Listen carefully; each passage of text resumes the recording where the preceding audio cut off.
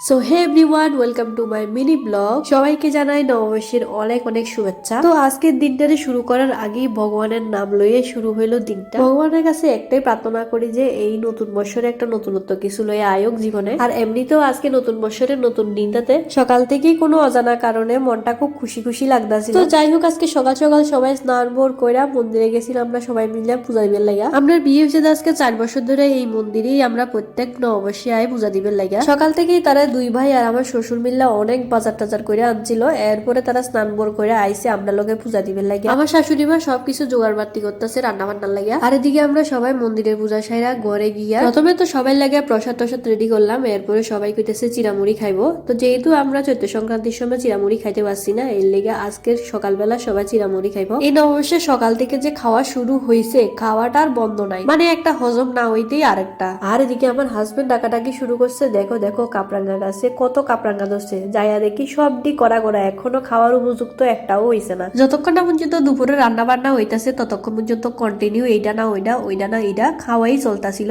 আর এদিকে আমার হাজবেন্ড ভালো মন্দ রান্না করবার আগেই অন্য সব কিছু খাইয়া পেটটারে পুরো মজায় লাইছে। সব কিছু রান্না বান্নার পরে ডাকাডাকি যখন বসছিল খাইবার লাগা, তখন কয় পেটে আর কোনো জায়গাই নাই, মানে হজম শক্তি পুরা মজায় লাইছে। এরপরে আবার কি ডাইজিন একটা খাইয়া আবার চলে আইছে খাইতে। বাঙালি যে ভোজন রসিক মানুষ কি আর এমনি এমনি কয়? যাই হোক খাইতেই লাগবে।